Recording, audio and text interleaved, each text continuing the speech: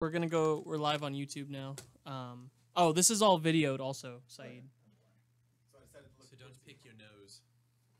I mean, you can, but they'll call you out on it. Yeah.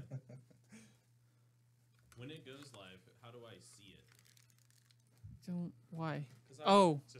So then you can just go on the Chaotic Radio Live YouTube, Yes. and then you should be able to see it now. Just restart it, like refresh it. I mean. All right. Oh, okay. And it's labeled as what with the cat dragged in. So I'm gonna go ahead and change that. Yeah. 30 seconds, all quiet.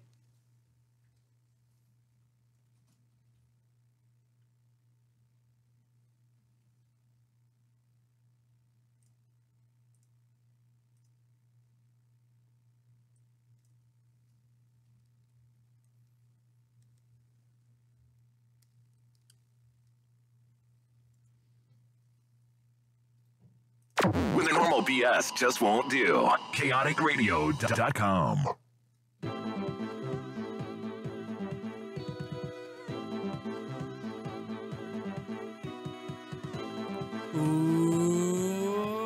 Welcome to the Kinda Gaming Show What's up, everybody? here at chaoticradio.com. How's everybody doing this evening? I'm doing really good. Doing wonderfully. All right, cool. All right, so today we got some cool special guests on. We're supposed to have John Hancock from the YouTubes. His collection is massive. I almost said very massive, all in one word, massive. Massive. Yeah, that's a word. New word. Exactly. And then we have Saeed in studio with us today. He's taking over for Brundon for today's duties. So what's going on, Saeed? I'm doing all right. I'm happy to get a good hold of these duties and make them my own. Yeah, exactly. So, Brundon, it kind of works out anyway, because Brundon didn't get a chance to play Stardust Vanguards, and he never owned a Sega Genesis. His entire list Blasphemy. consisted of Earthworm Jim. Oh. Great game. It is a good game. Great It was game. Almost on my list. It wasn't on mine either, but But that's like only liking vanilla flavor for ice cream. Nothing wrong with vanilla, but you got to spread out. I don't know why that wanted me to bring into this. We have Crystal Pepsi, Oh yeah. vanilla, crystal. They're both white. The love of everything. It's amazing. It is really good. I've been on this Crystal Pepsi kick for a while. Yeah. And I'm obsessed with Crystal Pepsi. You know, I've never tried it. It's you can have a sip if you want. you know how Down much for of a a sip. big deal that is? He was literally baptized in Crystal Pepsi. Saeed. Huh. Go ahead, lick it. He's going for it. It's not bad. It's like less sweet Pepsi. Yeah. With a fruity flavor in there. Yeah, like with just like the caramel flavoring just doesn't Doesn't overdo it. without it, it's just it's different. It's like when you unlock a brand new costume in your favorite fighting game. Hell yeah. That was a really good analogy. Thank you. Thank you. It's like you've been doing this longer than us. I Nah. can't think of that shit. I've been gaming aplenty, but you know, I kind of think of my life as one big RPG. So Oh, nice. yeah. It's a really long grind. Oh, absolutely. And I mean, the- tutorial session is like the longest tutorial ever. I know, Yeah, right? and Like then the 5 soundtrack, years. when it updated after the 90s, it just wasn't too good. So by the way, it's pretty relaxed. You can curse on the show. Oh, sweet. Um, I mean, eventually, I'm not just going to like go You know, dropping just- F-bombs, but Just I mean, start, I'm just letting you pressing know. fuck shit all right. stack. Perfect. Yeah, exactly. Good job, man. So pretty cool. Man, John, his game collection, Mm-hmm. 11,000 games, over 11,000. Jeez. I couldn't imagine ever getting to that point. Yeah, I figured if I ever do something like that, it'd be on accident. Like, my most expensive collection that happened was with my Super Nintendo, and that happened out of accident. We were working and like helping this person move office furniture from one spot to another, and as we were moving some of the chairs in, I happened to see two of the Super Nintendo controllers there, and I asked like, "Hey, so who owns a Super Nintendo here?" "Oh, it's my husband's." And then she just took like a 2-second pause, and then she just asked me, "Do you want it?" What? And not only that, this thing came with like 16 games, 2 controllers, all the cables, and it worked perfectly. And I just so sad that I left it home in Colorado. Oh, I left it That's there. right. You're from the weed state. Indeed, state. We're the weed state. Well, now, Colorado, wasn't the Colorado the first state Hey to man, legalize weed? we're not the Mile High State for nothing. Exactly. used to have an immaculate gaming collection. Like it used to be very nice. Like I had Atari, like I had both the Ataris 2600 and was it the 5800? Dang. It's 50-something hundred. 50 something hundred. Yeah, I had the 50 something hundred, and then I had. I want to say it's the 5200. Because well, there's one in between there. It's all like weird stuff. But then I got obviously Nintendo, Super Nintendo, N64, PlayStation 1, 2, 3. Well, 3 actually I got afterwards. So but all that burned in the house fire. I used to have all the cool classic stuff. Dang. I had somewhere in the ballpark of like 50 Super Nintendo games. Whoa. It wasn't like some crazy collection, but it was one that was sad to lose. Yeah. Oh yeah, absolutely. It's never been like actually I can't say. Ever since I started watching like Pete Dorr on YouTube, I've wanted to collect, but I've never had the funds to collect. Right? Yeah. And the people who want to start selling like the vintage games, Super Nintendo, Nintendo 64, anything from back in the day like that, they really want to freaking charge you up the ass. Like, I kid you not. When I was trying to shop for some Super Nintendo games at a flea market back in Colorado, this lady was charging like $35, $40 for a Super Nintendo cartridge. Fuck a bunch of that, man. I mean, Well, yeah, there's only so much I can pay for nostalgia. Some of them are like $200 to $300. Yeah. Well, those I even get. more. Those are like the super rare ones, or the ones that have like a super like collection value. Those I get. But why the hell are you trying to sell me Tetris Attacks for fucking $50? Oh yeah, no. That, Come on now. Yeah, Yeah. because Tetris Attack is like a $4 game. Exactly. Yeah, it's it's a real bummer too because like the way I got my collection when I was younger was the fact that You could stole go to, it? You could go to yard sales is what it was. It used to be like, hey, here's a Sega Genesis with 40 games for $30, Mm-hmm. and then you're like, oh cool, and you just take it home, and you're all good. And those days are long gone, sadly. Unfortunately, yeah. Like, I mean, I'll have like instances where like a guy who doesn't know what he's selling is able to like just Right. cut me a deal. Like, I think this is around the time like Resistance 2 had just come out, the Resistance 2 series for the PlayStation 3. Yeah. This guy was selling and he's like, "Oh, gives $5." Oh, okay, all right, here you go. I'm not sure if he was Russian or not, but that's just the accent that came out. Nice. Yeah, I love the Resistance series. Connor Yeah. doesn't. What?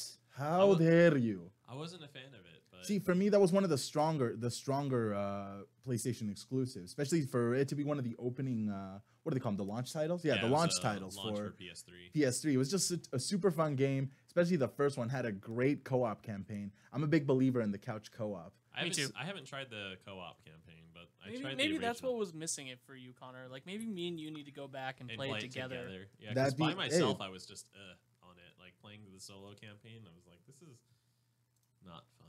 To be fair, almost any game, even if it's terrible, if you're playing with a buddy Oh yeah. and it's making, yeah. it'll immediately at least be okay. Sonic Mhm. Adventure 1 became super fun because Nathaniel, Robert, and I played it. But Oh my Sonic gosh. Adventure 1 is not a good game. See, now that you bring up, I think Sonic Adventure 2 Battle like brushed up on a lot of the flaws that Sonic Adventure 1 had. Yeah. But for me, like the couch co-op also helped out, and it wasn't even technically couch co-op. You guys remember back when Circuit City was a thing, Yeah. and they had the little game kiosks in their little game center. I remember back in the day, my brother and I, we would rush right to the freaking to the GameCube part, and we'd start playing Adventure 2 Battle. I think he'd always pick Metal Sonic. I'd be Shadow because, of course, Shadow's a Shadow's beast. cool. Shadow's Yeah. edgelord. Just Lord, exactly, with his freaking guns and his low talking voice. But yeah, it was something that helped make the game good.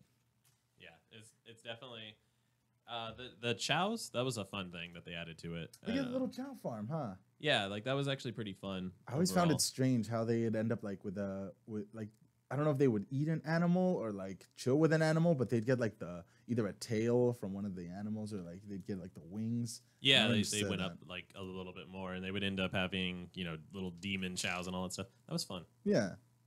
Yeah. Did you play the Adventure 2 and Adventure? Oh yeah, man, I played it on GameCube. Did you? I hated it. What about Adventure? Adventure is like bad in my opinion. Yeah, it's one of those things. It's not good, but it's not like bad. It's not one of the either. worst games. It wasn't bad enough that to the point where we stopped playing it because, like I said, Rob, Nathaniel, and I played. We won one sat it, one sit all the way through the whole thing, Yeah. and it worked out. but it was like, oh my god, we're gonna grind through this. It's terrible. And the funny part was, it's bad enough that Rob and Nathaniel did not offer to take the reins from me. I had to play through the whole thing. And how would you go around the turns like that? Because usually with games like that are single player that you want to like plow through with one of your friends, you just do it with every time the person dies, you just pass the controller. Right, there's that way to do it. But like, especially like we're talking co-op, like you said, Resistance is a better co-op game. Like Resident Evil 5 is kind of one of those because the AI on Sheva is just poopy. I don't think I ever got enough experience with Resident Evil 5 or not many of the Resident Evil games. I think the one I do remember was 4, and I like the fantastic game. Exactly. Yeah. How many times has that game been remade now? For basically every system. It's on PS4, Xbox One. It's like every system that's been out since it came out. Like, it was on GameCube originally, then it was on PS2. Then they put it on PS3 and Xbox 360, right? I think just Capcom whores out its freaking franchises to anybody will pay. Just keeps coming out now. Oh yeah, that Street Fighter thing. I think that you were telling me about the 30th anniversary. That thing sold out faster than whatever. Like, it was already out, I think, by the time you told me about it. Was the crazy thing. Did you hear about that? I did not. So the 30th anniversary, what is that? So it was the 30th anniversary of Street Fighter. They said Street Fighter 2, but it's actually the Street Fighter 30th anniversary. Yeah. And they reprinted Super Nintendo cartridges. Holy crap. In red and glowing green. Nice. And they only made 5,500 of them. And they were $100, I think, each. And it's totally sold out. But see, for that, I wouldn't mind dropping $100. Yeah, that's what I was like. What's with the colors though? Like, what did they decide the color scheme on? Like, all I'm thinking is Christmas with the red and glowing green. Well, the red, it's the like the Ultimate Carnage / Doom cartridge, that like, you know, opaque red. Oh, okay. And then the other one, it was, so there's 5,500 total cartridges, and then 1,000 of them are the glowing Blanca green. So cool. Blanca, that makes sense. Yeah, and the red was supposed to be Ryu's headband. Yeah, his hairband. And well, I figured you'd want to go for the two originals. I mean, like, I don't know, the Ryu color scheme and the Ken color scheme. So let's say, is that Ryu's headband or Ken's robe? Right? No, it was supposed to be the headband. It could work either way. It could be either way, yeah. I've heard it both ways. Yeah. It's whatever the fans interpret it to be. Right. Exactly. But the thing that's weird about it is they did not actually let you choose which one. It was random on who got the Blanca green ones. Dang. And a lot of people were disappointed. They're like, why didn't they just give it to, like, you know, give the choice to the first 1,000 people, or like, you know, until the greens were gone, just say, do you want the green or do you want the red? And then just have like it do that, like, first come, first serve. Yeah. But then a lot of people were like, well, then that makes scalpers get the whole, you know, the bonus. So I would have much preferred just green for Guile. I've always been a Guile guy. So Sonic Boom. Yeah, plus he has like the best music, right? I don't know. I think Ken, to me, Ken's theme is immortal. It's like, but Guile's theme goes with everything. Oh, that's true. I think, I mean, we've all seen the countless internet videos of putting Guile's theme to everything. Oh, goodness. Absolutely. So, how about we get into the game club? The weekly game club? Yeah, but first. There's the Guile's theme. Sonic Boom. All right, so this week we were supposed to be talking about Stardust Vanguards. This was Connor's suggestion. Yes. Why don't you kick it off, man? Give us some background information, all that. Okay. Well, Stardust Vanguards, it's an indie game, and it's Project Zanrai is the developer. And it was a two-man band, Jason Kahui, and I cannot remember the guy who made all the music right now. But there's a second guy. Love him just as much because the soundtrack in the game is fantastic. It's honestly one of the best indie game soundtracks. That the whole thing about this game, the reason why I chose it, is it just came out of nowhere. Andrew and I, we reviewed it actually a couple years back, and we were expecting run-of-the-mill, like, just, you know, here's a 16-bit game that's, you know, modern, right, with RPG elements. Yeah, and then all of a sudden, well, it's not so much that it had RPG elements, it's that it just looked like it was some, you know, 16-bit arcade game. Okay. And then presto, it's one of the funnest games we've ever played. Yeah, absolutely. You could bust it out at any party. Yeah. With gamers, and it's just, you're in for a good time. Yeah, it's definitely one, like, They have it on Steam. And, Single player? No, it is multiplayer. It's, Multiplayer, there you go. Yeah, and it's not split screen. It's 4-player shared screen because of the way it works. It's like you're basically huge ass Gundams in space. Holy crap. There's space pirates. Right. It's like the best. It's like basically 16-bit Gundam video game that. Oh, works that's perfectly. I've always enjoyed games similar to Gundam, especially the Gundam ones. I mean, you guys ever played the Dynasty Warrior series? There was one that they released Yep. of Gundam. I'm and a huge There- Dynasty there's- Warriors I think there guy. were 6 of them actually. oh, 6 of those? Dynasty Warriors? Of the Dynasty Warrior Gundams. Gundams? No, there's Wow. 3. It's 3. 3, yeah. I'm Maybe- pretty big on my Dynasty Okay. Warriors. There was 3. But either way, yeah, there were multiples and they were good.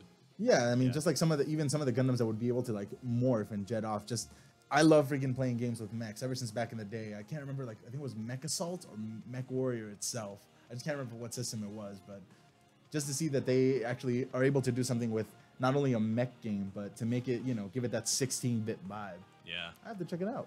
Yeah, I completely, man.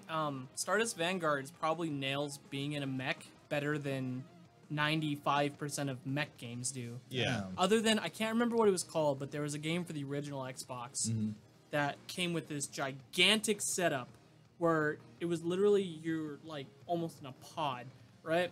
And you're sitting there and I don't remember at all what it was called. They remade it for 360 Connect, but it was Okay. horrible. Uh-huh. God, I wish I knew what it was called, but I was like, yeah. I just keep thinking of Zone of the Enders, the one that came with. Yeah, that was Metal Gear Solid 2 demo came with it. Yeah. Yeah, that was a cool one, but The only way people were gonna play Zone of the Enders.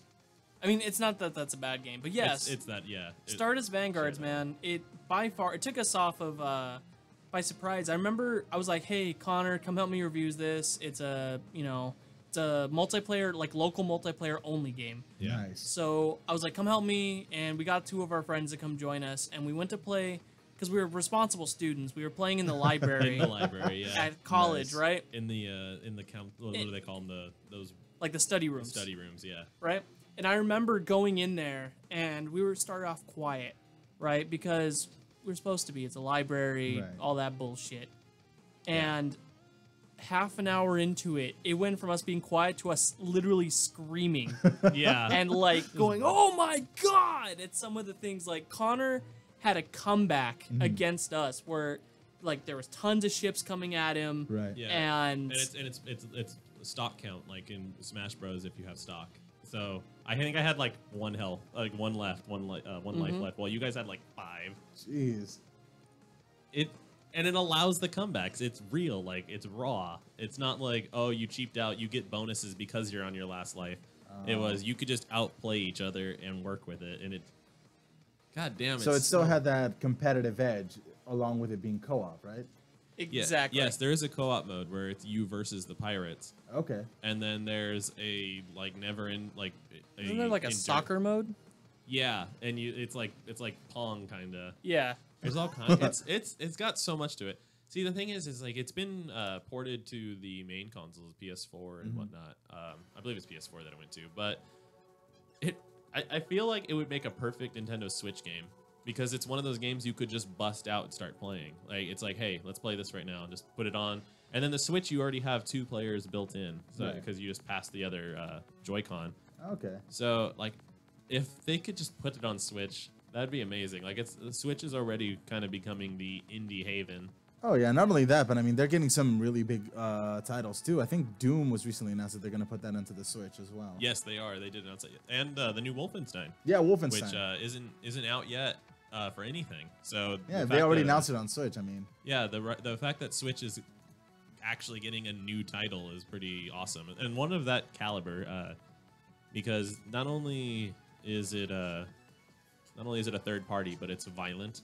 Yeah, definitely. I mean, That's I one think way to with put it. Bayonetta, like after Bayonetta came out on the Wii U, like I feel like they're lessening their grip on adult games because not only Yeah. that, but then there was another game called Devil's Third that came out that was rated M. oh yeah. And plus Nintendo, had a Playboy spread for Bayonetta. So No way. yeah. Did they really? I know they had one for Blood Rain. I didn't know they did one for Bayonetta. Yeah, when the Bayonetta got announced, they contacted Playboy and Nintendo did a Bayonetta spread. Which Well is, then, looks like I'm researching on the internet tonight. Yeah, right? All Do right. some deep research.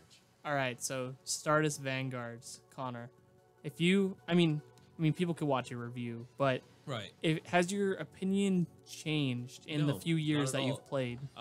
Yeah, they could totally watch my review. I gave it an A+ rating at the time, which is we went by scale by grades because I feel like that's just a better way to grade things. I agree. I never liked the 10 scale a whole lot because it's like, oh, a 10's supposed to be perfect, so this 10 it should be as good as this 10. It's not how it works. Yeah, but like if you say this is an A+ and this is an A+, it doesn't mean they're in the same. Like you don't have to compare them. It just says good. And Stardust Vanguards is just one of those games that hits it out of the park. It doesn't, and it works the whole way through. Like one concern I always have with games like that is, okay, if you put this to the maximum, is it going to cause slowdown on screen? Will it crash? What's going to happen? And we did push it to the test. We had all 4 people just send out their whole waves of just fleets on all 4 sides. Plus the pirates came in, and we used our ults. It was like it worked out totally fine, and it's fantastic. It's one of the few times where you get that raw strength going on that you would get in a mech, and it's just good. It's simple enough that anyone can pick it up. So it's not like there's a lot of stuff that can be overcomplicated when you think about mechs. Okay. But I agree. Yeah, sometimes indie much. games can get hindered by like too much either like information dump or something like too much information or just kind of like they start to put in too many features that no one's gonna use anymore. But if you can just keep it simple, it can make for a great game. I agree. So what would your grade now be, Connor? It would still be A+. Totally. I would definitely be giving it the A+ treatment. Yeah, I tend to agree. It's pretty much the same. Still almost a perfect game. And I'll let you know what I grade it whenever I get around to playing it. All right, sounds cool. All right, so that is the video game club this week. The reason why it's losing its indiness to it is because we might be getting some pretty serious heavy hitters in studio. Oh snap! Yeah. Are we starting the new one this week, or is that going to be another day? It could be another day, because it's Brandon's turn to pick a game. And Right. Saeed won't be here next week. I won't. No? Okay. No. So yeah, because it's his turn to pick, and it'll be next time. So, gotta do what we gotta do. Mm-hmm. So, in about 4 minutes now, Mr. John Hancock will be joining us. Nice.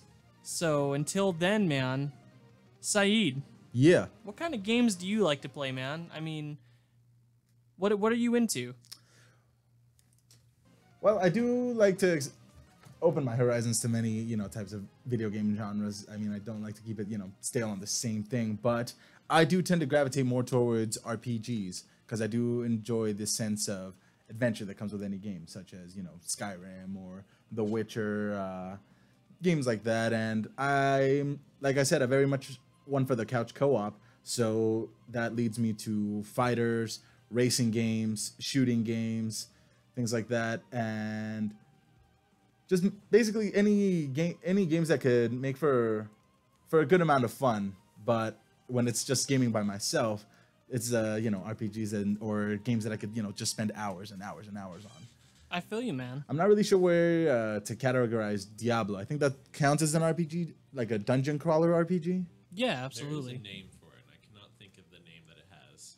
I mean, dungeon crawler. I think dungeon crawler covers It could it. just be dungeon crawler. Well, it's because like there's other things that are dungeon crawlers, like the old school first person kind of RPG, like true. really hardcore text based type stuff. Mm-hmm.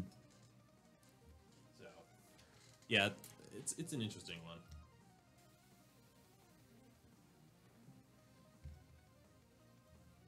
Ooh, what are we doing here? Just keep. So, do you have any games that you've been playing like just recently, like specifically? The most recent game I've been I've been playing Mario Party. That's actually the most recent game that I've been doing. But Which one? let's see, my 8, I believe. Okay. Yeah, I think that one's still for the Wii. Yeah, it's definitely for the Wii. But let's keep it to one that we can squeeze more conversation out of.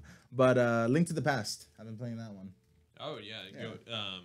On which iteration? You just playing the Super Nintendo? Yeah, Super Nintendo. Yeah, it was one. It was a good friend of mine gifted me that game for Christmas. And since I told him I'd never played a Zelda game before, so I just thought, why not start with one of the classic ones? Yeah. And since I don't know what happened to my original Nintendo console, Super Nintendo would have to do. The first time I actually played Link to the Past was on the Game Boy Advance. And I really liked that one because it had the Four Swords, but it's not Four Swords Adventures. It's Legend of Zelda Four Swords. Back in the day when you had to pull out the link cables to play multiplayer on handheld consoles. I never had enough friends to use one. Oh, we played it on the playground. Nice. Like, legit. All right, we should be live with John now. John, can you hear me? John, are you there? Not sure. Don't hear anything yet. All right, let's go ahead and I will recall him and we will try to get this set up. Try to get it working. All right. I'll go ahead and just click that for now. So, just got lost of train of thought there for a second. I think we were talking about Link to the Past, and you had the Four Swords, and you play with the link cable. Yeah, and geez, actually, I think one of the people that is in the that's in this chat actually used to play with me back in the day. It was pretty funny, and it's Angel right there. We the funny thing about that is, you could just bomb each other in that one. It did and pick each other up and throw each other. So you could cooperate, or you could just wreck ruin each the other. game. Oh Yeah. my gosh. Yeah, it was one of those ones where it's like, this is multiplayer and it's co-op, but you can choose to not join the teammates. Yeah, I always enjoy co-op games like that. That you can also end up wrecking your teammate. Like I'm sure you guys have played Castle Crashers. Yeah, that one where you can truly screw over your teammates by either not giving them their health, just teach them a lesson, or just stealing all their coinage. Yeah, very much in the same vein as that. Like Castle Crashers, you can even pick each other up and throw each other and just straight up fight and kill one another. Oh yeah, those are my favorite. The mini games of that. Oh god. Yeah, Castle Crashers was another one of those games that I just played the crap out of. I think I had max leveled 4 different characters. Crap. And, I tried to, but I just ended up mostly. I just got tired because it's kind of the same. It's the same missions. Yeah. And unfortunately, that kind of cuts down on the replayability until you unlock a new character, and then you have new abilities to check out, or you still have more of the little mini animals to find. Yeah. All right. Animal orbs. So we should be live with John now. Take 2. Is it? Is he? John? John. Mr. Hancock. All right, hold on. I'm gonna go play intervention over there on the I'm soundboard. pretty sure I got it, but we'll see. I can hear you. Oh, okay. Success. There he goes. Oh, I can hear you. Sounds great, man. How are you All right. tonight, my friend? Well, I'm doing pretty good. Just doing the family balance thing, teaching during the day and YouTube in the afternoon and dad and everything else. I would say I completely understand, but I don't quite. You're 'cause- no daddy. Yeah, exactly. I'm not a dad. I'm but- your dad. I'm just Oh kidding. boy. So Yeah. thank you so much for joining us, my friend. I know you're a very busy man, so I appreciate you taking some time out of your schedule to talk some Sega with us, and let us interview you. Yeah. It's always, I always do these if I can. Like I said, just a busy guy these days, but yeah. So, Sega, all right. So let's go ahead and get into it. All of us brought our top 5 Sega games, and we go down from 5 down to 1. And since you're our guest, my friend, what is your number 5 Sega Genesis game and why? I'm going to throw an oddball one out, Mason Saga Mutant Fighter. Ooh, What? Mutant Yeah. Fighter. Mason Saga Mutant Fighter. And really, the reason why it's on my top 5 is because only Sega would do a game like this, and on the Genesis, I guess per se. And so it's a Genesis game, and it's a kind of a hack and slash side scroller, but then like you go to the boss battles and it becomes a fighter. And so yeah, it's a game that nobody knows about or talks a lot about, but it's cool, and it's on Genesis, and I love it. That's awesome, man. Yeah, you know, when we were talking about having you on for this list, we thought it'd be super interesting because. So, question: do you own a full or almost complete Genesis collection? A complete set. Oh, Yeah, complete nice. set. The only thing that's not complete is not really technically part of the set, and that's my Outback Joey, which a lot of people don't even know exists. So, Okay. I mean, my Outback Joey has a manual and cart, but Nice. it's you know, it's like the stadium events of Sega Genesis. Oh, wow. And so, Wow. Yeah. do you guys know what that cart is? I feel super No. like undereducated now. Yeah. All right. So essentially, Outback Joey was like it was part of the heartbeat trainer thing. It was like like you had to use special controllers in a system that was based on the Genesis engine. But you can't play it on a Genesis. You need the special controllers to do this on the actual unit. And so, but it's a Sega Genesis cart, and it's licensed by Sega, but it doesn't technically. You can't fully play it without the weird controllers and essentially the heartbeat trainer, which is essentially a modified Sega Genesis. Wow. Oh, so what made it such a unique find? Was it that there was a limited release here in the U.S.? Yeah.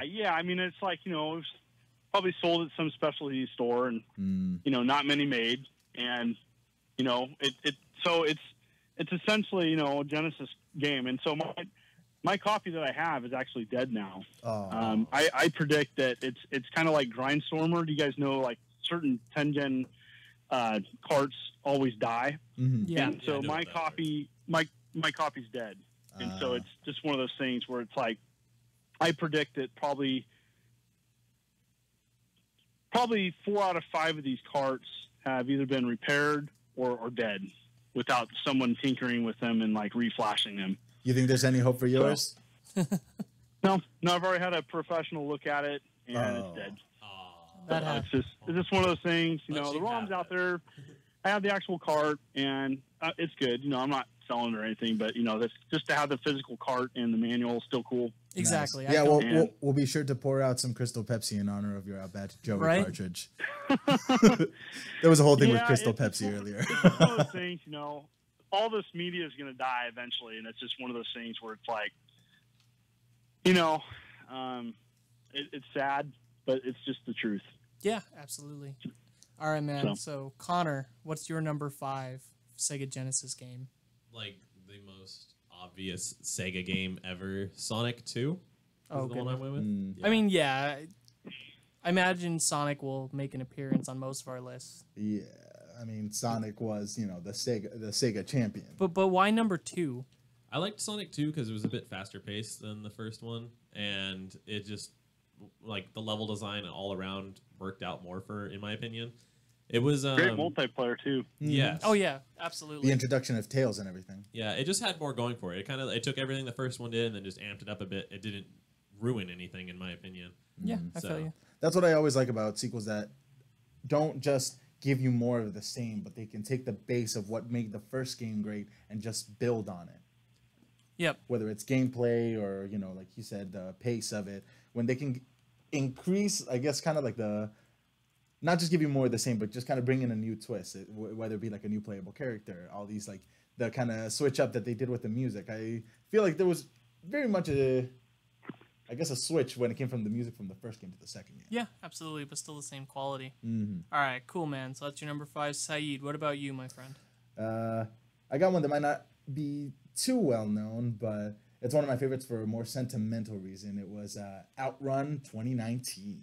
Oh, Outrun. No, Yeah. it's a good game. Yeah, It's a good game. yeah. One of the reasons I really enjoyed the one I enjoyed is because it was one of the only video games that I've ever seen my mother play.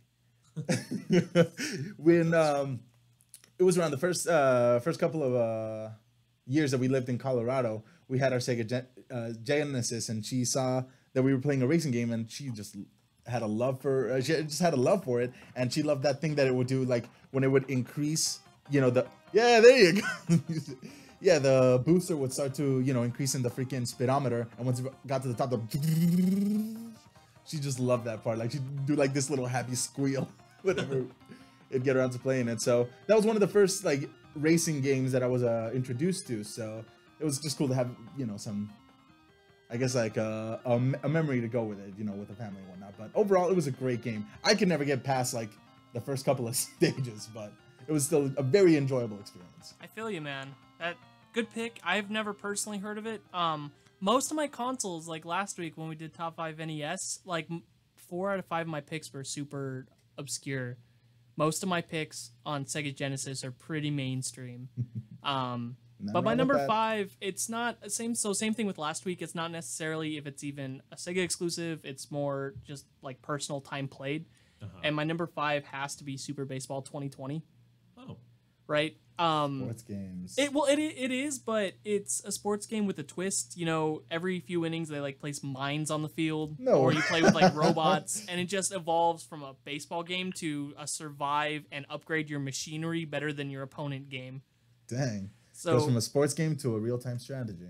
In some ways, yeah, it's super fun. I played it all the time as a kid, and I would literally almost every day after school I would come home and pop that in, which probably is the reason why now when I get off of work I pop in MLB The Show almost every day. Nice. But you know, too bad MLB The Show doesn't have landmines like or like a robot pitcher. Bring in the robot pitcher. It would definitely, if they had that, it would probably definitely make more casual baseball fans into it. Oh, absolutely. Because I can't do any sports games. I just can't. I totally get it. Like, why people can't. I'd rather play the actual sport in real life than you know play a video game. I mean, I play video games for fantasy, something I can't do in real life. I feel you. Well, I can't play baseball at that level. So. But yeah, man, Super Baseball 2020 is definitely my number 5. Nice. All right, so now we're going to go to number 4. Mr. John Hancock, the immortal John Hancock. What is your number 4? It's so tough. I mean, there's, the reason why I pursue the Sega Genesis library is that it has so many great classics. And so, if I was just, I'm just picking my top 5. I'm looking at my shelf right now where they're all in alphabetical order. Every single game. Glorious. And honestly, Mega Turrican by Factor 5. A great side-scrolling action game. It really had a lot of bells and whistles that set it apart, and it's actually increased in value over the years. It's just so well done, and I really think it's a well-programmed game with a lot of special effects, and it really pushed the limitations of what Genesis hardware can do. And great game. I love this just for the simple fact is now when I go home, I'm going to have a new list of Sega Genesis games I want to try. Mm-hmm. That is true. I wrote down the first one, the Mutant Saga. Yeah, that one looks cool. Like both of these actually look really cool. The first one though, I'd never heard of, and I was looking at pictures of it, and it was like, dude, this thing just looks neat. Oh right. Yeah, it's an oddity, and it's definitely one that like not a lot of people are going to know about, and that's part of the reason why I pursued again Genesis library, because there's so much of this obscure stuff that like it wouldn't be on anything else, and it's definitely in the title, by the way, is Amazing Saga Mutant Fighter. Yeah, and it's just a bizarre game, and but anyways, but yeah, Mega Turrican solid. All right, Con Man. All right, this is one that is like needs no introduction. It's Mortal Kombat 2. And I think the Mortal Kombat 2 on the Genesis was better than on the Super Nintendo, which blood. Yeah, well, there was blood in Mortal Kombat 2 on Super Nintendo. Oh, okay. There was no blood. It was only the first one. It was sweat in the first one. But something about the way it was working on the Genesis, for me, I thought it was better, especially because the way the controller is on the Genesis. It worked better for fighting, in my opinion. And MK2, I mean, what more do you have to say about it other than little kid blood everywhere and just it's the coolest thing ever when you're 8. Well, I couldn't agree with you more, and the reason that is because Mortal Kombat 2 is also my number 4 pick. And yeah, that works. I will just do it that way. Yeah, Mortal Kombat 4 ended up being my number 4 because same reason. It's one of the first games that introduced me to fighters on the Sega Genesis. And again, having someone to play with just made it all the better. My brother and I would rush home after school, freaking pop it in, and just end up whooping each other. See who would end up doing the dishes, whoever won the next round. It just made for nice, great, man. Yeah, it made for a great rivalry. Him and I have been like Scorpion and Sub-Zero throughout the years. Yeah, it's a very good settle it type of game where Yeah, you just right? like, all right, we're gonna throw down real quick. Who can do it? All right, I've always been a Johnny Cage guy, by the way. Just Oh. punching people in the nuts. Exactly. I've always been nut Reptile. punching people. And who can forget his Dansa kick where he just kicks straight up in the air? Blah! Exactly. I love the sound effects too, like that, like Raiden, like Oh, yeah. just weird stuff. Yeah, I mean, I guess we can hop on down to number 3. Oh, what, Wait, what, wasn't- what, no, what there's- about my you, number? You got a 4. 4? That's right. Come That's on. Yeah, come on, man. What is All it? right. Is it? No, it's Mortal Kombat 2 as well. It's though. not. It's not. My number 4 sure? is, I'm pretty sure, is Streets of Rage. Ooh, that's a good one. Ooh. Oh my goodness. If you're talking about one of the best beat 'em ups with a fantastic soundtrack, Streets of Rage, man. I have lost so much hair to this game. I've never beaten it to this day. I get all the way up to the final stage, the last boss, and he kicks my ass. Oh, we'll have to beat it together. Right? Thank Can you. I watch? Yeah, absolutely. You can just come sit in the corner and watch. Good. But yeah, man, I think this is also, side note, this game is what made me start playing as women in video games. Nice. Like, I don't know why. Ever since then, I would always pick the girl. I don't remember their names, so pardon my nepotism, if that's the correct word here. I would always pick her because reasons. And ever since then, I would continue to do so. Because just like our good friend Cody said, if I'm going... And I Oh, wow. I don't know why this resonated with me so much. I just met Cody, and he was just like, if I'm going to be staring at someone's butt for 100 hours, it might as well be someone I'm attracted to. It works out.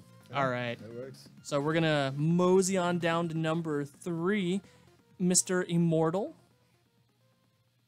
Gotta go with Herzog's Vi. Herzog's Vi, one of the all-time classic real-time strategy games on consoles. And if you haven't played it, it's amazing. It's hard to explain other than you doing a real-time strategy game on a 16-bit console and nailing it is pretty amazing. And it's on typically a lot of classic like top 100 games. Yeah, there you go. Yep. Oh yeah. There we it's go. Just amazing. I played this a lot with my brother back in the day. If you want to have a really interesting battle, team up with someone and just do anti-aircraft. Just make all your armies like anti-aircraft and protect your base, and then try to attack the other enemy. And it's just like it's really hard. It's really hard to beat someone, but it's just great. If you haven't played it, track it down. Such a timeless classic. Nice. I'll have to try it because that's another one I have not heard of. Well, not I've not heard of. I've not played, I should say. Yeah, it's great.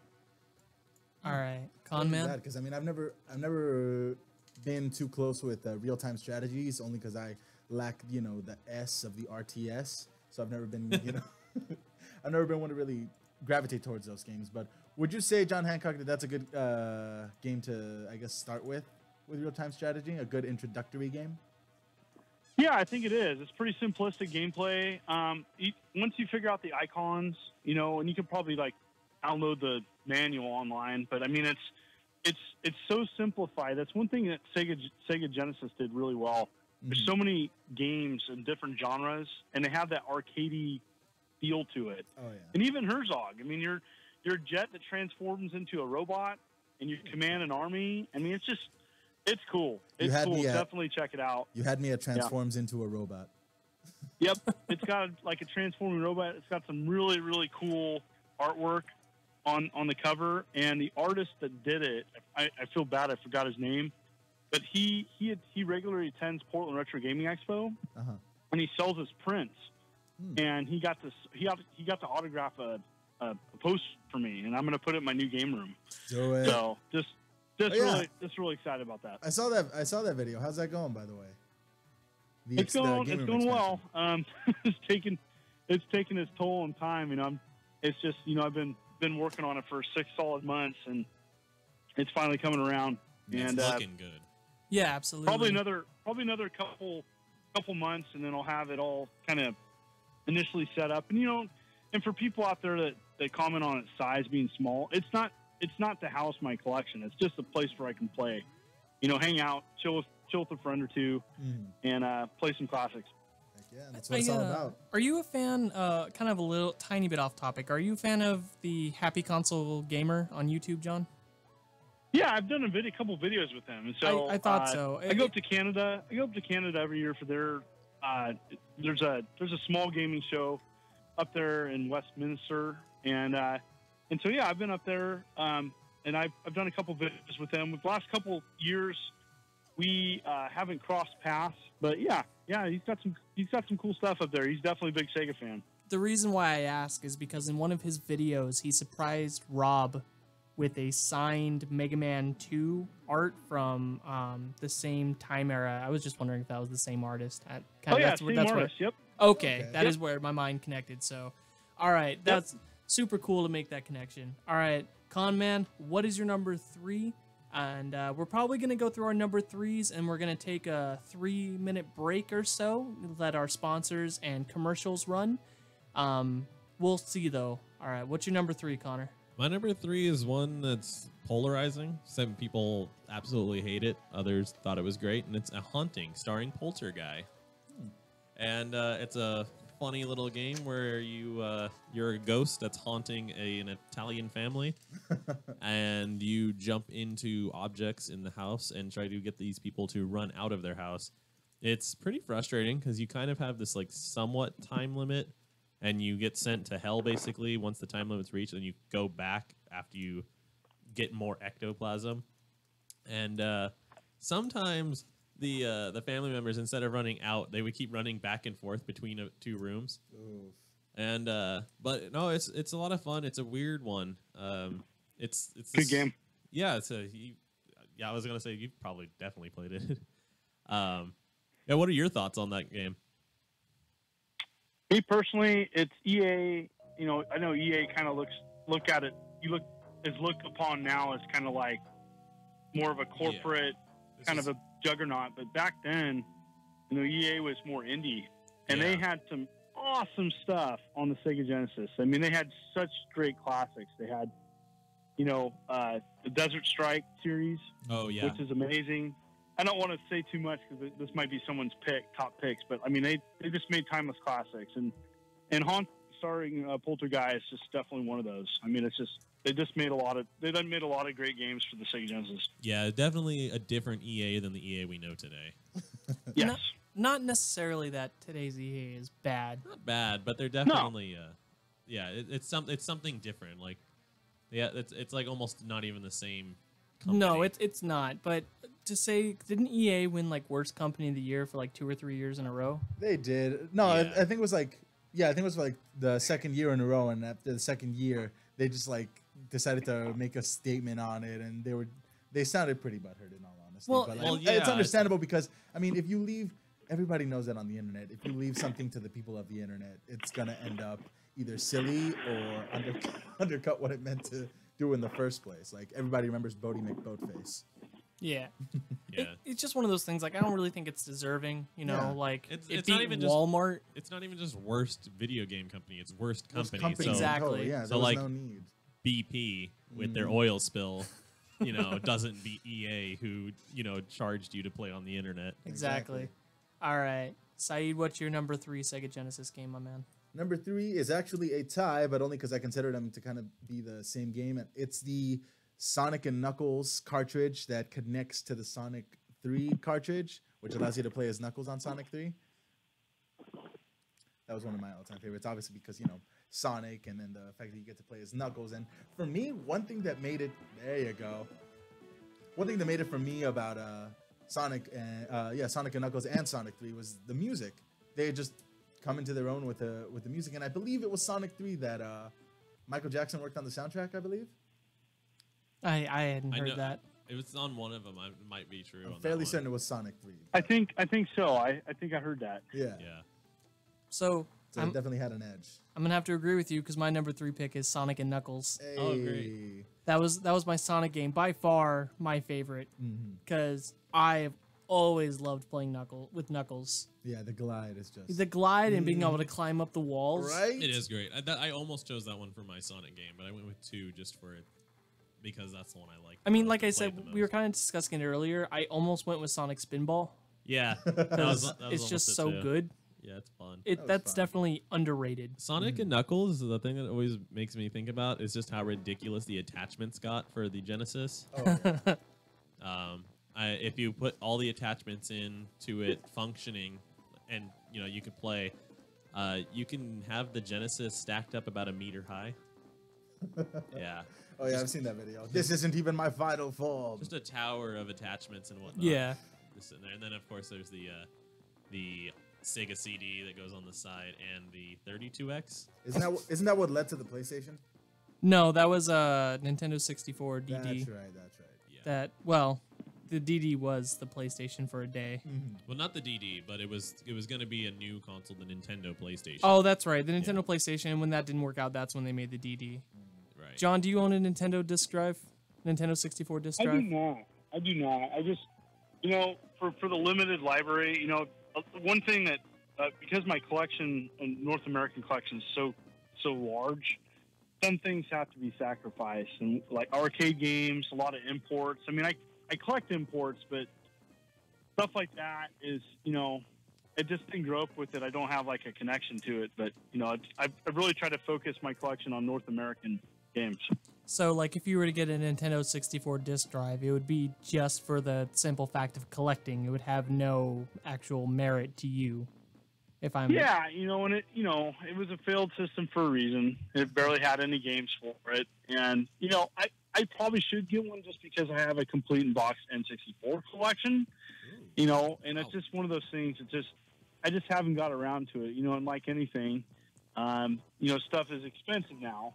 And so it's like, do I want to spend hundreds of dollars on something I'll never play or care about? I mean, and it's just one of those things like, well, not really. Isn't there on the disc drive, isn't there a really good F-Zero game?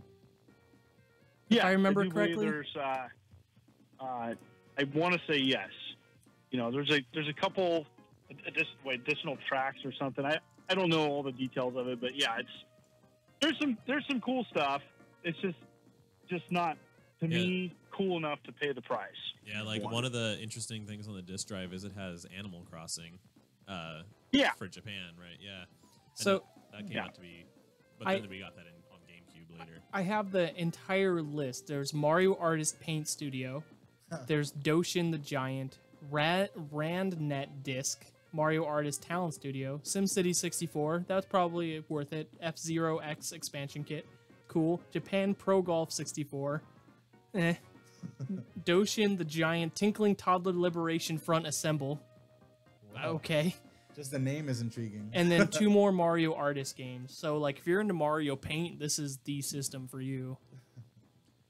For those creative types who wanted to come home after school. I think that ran.net thing, I think that's like one of those old school social media things that was for Japan, actually. Oh, yeah? Yeah. It actually sounds familiar, yeah. It was a weird little quirky thing that they had for connecting to the internet and whatnot. This is the internet. Yeah. Back when the internet was like this very mysterious, what is this? I mean, oh man, I heard stories, because this was before my time, but I remember seeing a YouTube video that the Sega Genesis used to be able to hook up to the internet. And there would be, like, you would get, like... talk about that. Yeah, I was about to say... I'm older. Right? Like, you'd be able to get, like, a selection of games, like a catalog, kind of like Netflix, but for Sega Genesis, right? Called the Sega Channel. That's what it was. What it was through cable companies, and essentially you would have a library of games. Ironically, they actually had something for even in television and Atari 2600 planned, and so the game line.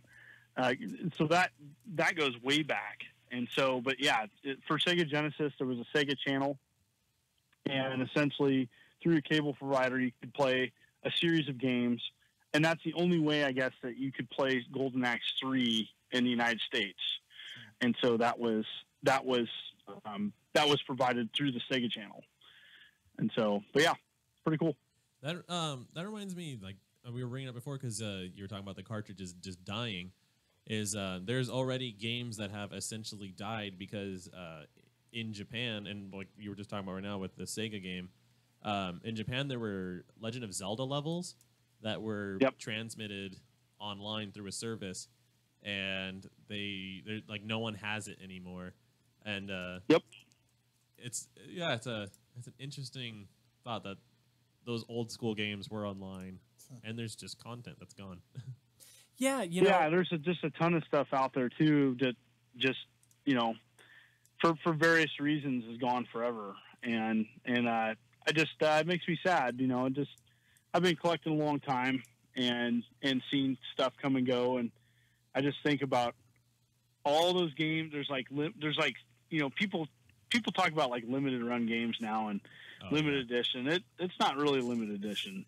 I mean, I know games that are like in the dozens that were made, and that's it.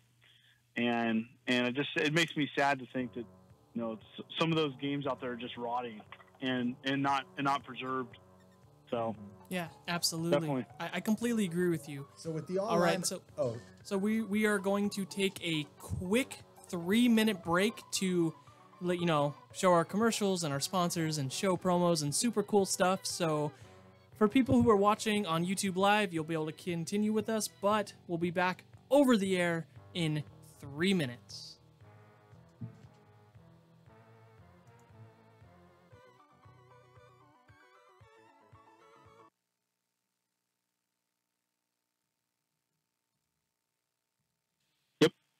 yeah. YouTube right now. We're still live over All right. YouTube. Super cool. So so for everyone who's watching behind the scenes, what are you doing right now in real life? Other than talking with us, where are you talking to us right now? In your living room? Outside? I'm in my actual game room. Yeah. Family's going to bed, so those garage doors shut so that they don't make a lot of noise. That's fair. And essentially, just in my game room, it's packed. I mean, it's just I've been essentially waiting for the transfer of games to the playroom. So it's seen better days in here, but I mean, it's nothing bad. Just I like to fully redo some of my things in my game room to make it more presentable until the next step after this is to start working on forming a nonprofit organization and pursuing a museum. So that's kind of the next step after cleaning up my game room and the expansion is done. We would, Chaotic Radio us. We would, if you ever get that up and running and you turn your collection into a museum, 150% we are going to be there. Mm-hmm. Absolutely. Yeah, and looking forward to doing it locally, and I have some ideas, and just really need to kind of develop it more, and it's going to take some time. It's just one of those things. It's just I want to kind of do it my way, and I tried listening to some other people. What about the Frisco Museum and in Texas? And the truth is, there's not one art museum in the United States. There's not one. I think there should be all sorts of different types of museums around the United States so that different people can pursue them and travel to them. And I'm going to have my own flavor, and it's going to be a cool museum. It's going to be, it's not going to be as it's going to have a different feel than some other things, but I definitely have enough to present in the showcase, and I'm looking forward to fleshing it out and completing it in my lifetime. Sounds great, man. I wish you the best of luck, John. All right, so we're gonna go ahead and just we're gonna be back from break in about 40 seconds. So let's all just hang out and be quiet till then. Because that's the rules of the station. So, all right, and 30 seconds, all quiet.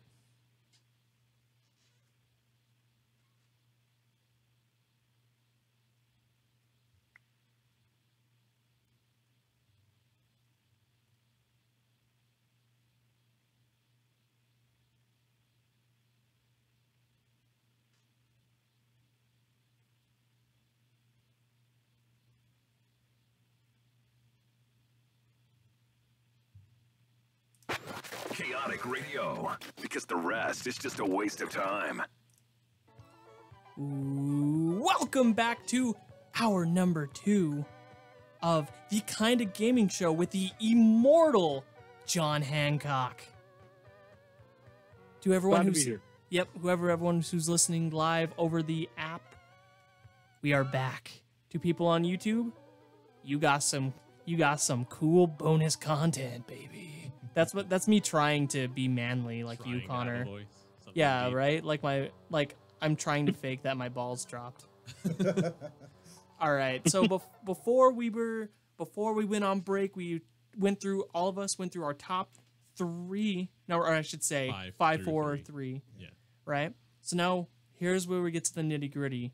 Number 2 and number 1. And after we're done with that, if anyone's listening would like to ask any questions to John Hancock, go ahead and call in. You can call in at 909-360-8330. We'll put you live over there with the immortal John Hancock. And but for now, Mr. Hancock, what is your number 2 Sega Genesis game?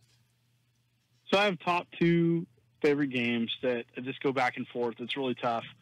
I'm have to say Streets of Rage 2 for number 2. Hell yeah. And so that's Fuck just, yeah. I mean, to me, that's like my go-to game. If I want to play like a great brawler with a friend, I'm gonna take that out of the library and play it. I have 3 copies of it, and so I have actually a copy, which a lot of people don't know this, but other game companies would have game libraries, and they would encourage their development team to check out games and take home, play them, and get some ideas so that they can make their games. And so I actually have a copy from Sunsoft's personal library Wow. of Streets of Rage 2, which is really weird. So I got it off eBay years ago. And I have the not for resale version, and then I have a standard edition. So I have 3 copies of Streets of Rage 2 in my collection. That's amazing, man. I mean, I don't even know if it's possible anymore, but that copy that was originally theirs, I would love to get that signed by some of the team that made it, because that just seems so poetic. This was your copy, now you sign it for me. It's mine now. Yeah, it's a trip, and it says on here I'm looking at the cart right now, Genesis number 70, and then I turn it over and it says Sunsoft, property of the Sun Corporation of America. Oh, dude, Got like a little so cool. sticker on the back. That's really cool, man. Got a slice of Cool. history.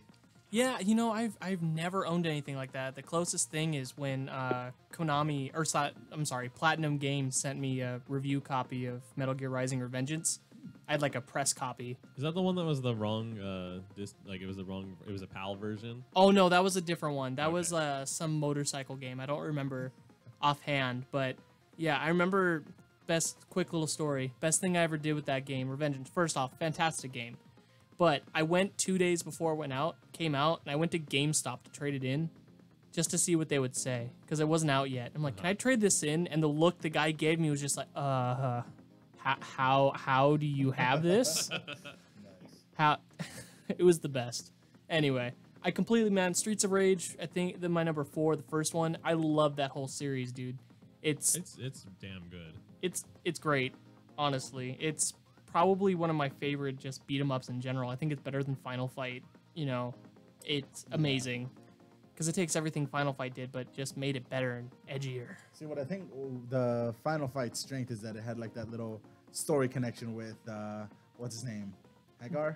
Oh, Hagar, yeah, Yep. Mike Hagar. Hagar, and then how they connected some of those characters to Street Fighter. Yeah, So I think it had that going for it. They were Yeah, both with like Guy. a Capcom property. But you know, Streets of Rage, it just became its own thing, a Yeah. whole new ensemble of brightly cast 24-year-old policemen. all right, Con Man, what's your number 2? NBA Jam. Oh my goodness. Oh, yeah. Boom shakalaka. Yes. I'm gonna jam and Like- take it. Yeah, like it's just fun. Like Yep. you know, games are supposed to be fun, and it's fun. Like it's silly, it's entertaining, fast paced, whatever, and like cheat codes are in there, all Nice. kinds of fun stuff. Timeless classic. But yeah, it's one that literally anyone like. There's some games I'd argue that people who didn't play back in the day, they'd be like, oh, this isn't fun anymore. I don't think NBA Jam's one of those. I think that's one where anyone could go back and play NBA Jam, and they'll love it. Because there's very few games where they just have that very simple recipe that just work. And Oh yeah, I completely agree, man. And people who aren't even into sports games like you, yeah, I don't play sports games like at all, but NBA Jam is my jam. it's, man, I completely, dude. It's awesome.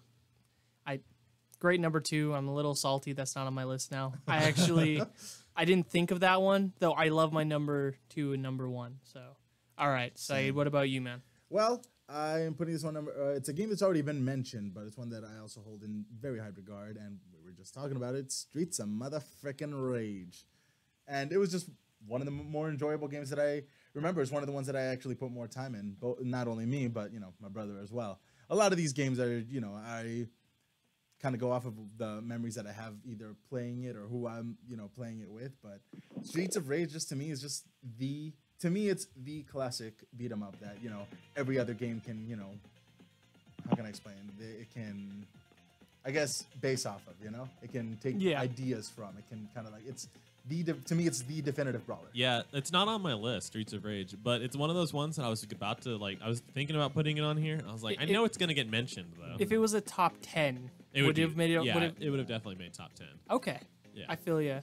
All right, man. So my number 2, So I went back and forth between number 2 and number 1, and it's something that a game that I've beaten many times, and anytime I go back to it, I just feel happy. Right, so my number 2 is Gunstar Heroes. Oh yeah. Oh my goodness! You talk about a game that just perfects anything you want out of a run and gun, like platformer. It has great multiplayer. It has a fantastic single player. The board game variant after you beat the game, where it's just like a boss rush. Oh my god! Seriously, this game is amazing. The sequel they made on Game Boy Advance, not so much, but the original Gunstar Heroes is just a game that at any point I can pick up, play, and just be super into it. Like, perfect. I have to know, are you a Gunstar Heroes fan, John? Oh yeah, huge fan. Always, Treasure's amazing. That's just such a great run and gun game. It's to me like if Metal Slug on steroids was made for the Sega Genesis. It's just everything that you would want an amazing action side scroller game, which is my type of jam. And it's a hard game too. And I really appreciate all the little bells and whistles they put into it. It's definitely a game I haven't played more than my number 1 pick, but it definitely it's a timeless classic. It's definitely up there. With many gamers out there as an ideal pick for the Sega Genesis. Absolutely. There's nothing wrong with the game. No, it's especially like there's a boss fight where you're fighting this train or machine, and it transforms into different animals, and it literally has different version. Like, holy crap, an evolving boss. Like, you hadn't. Yeah. Very rare back then to have that much depth. Anyway, that's my number 2, and I could go back and forth, but now here we go to the nitty gritty. Number 1. That was really cringy. John Hancock, what is your number 1 Sega Genesis? As you're looking there through the entire motherfucking... By the way, you can curse on here.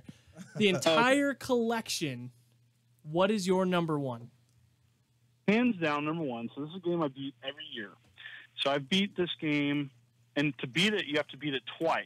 So that will give people a hint on what it is. You have to to get the true ending, you have to beat it twice. And that's Ghouls and Ghosts. Yep. Yeah. And it is, hands down, a great arcade port. It's tough. It's got great music. It's got great animation. It's just fun. And, it's one of those, I don't know if it's kind of like comfort food. I like to return to it.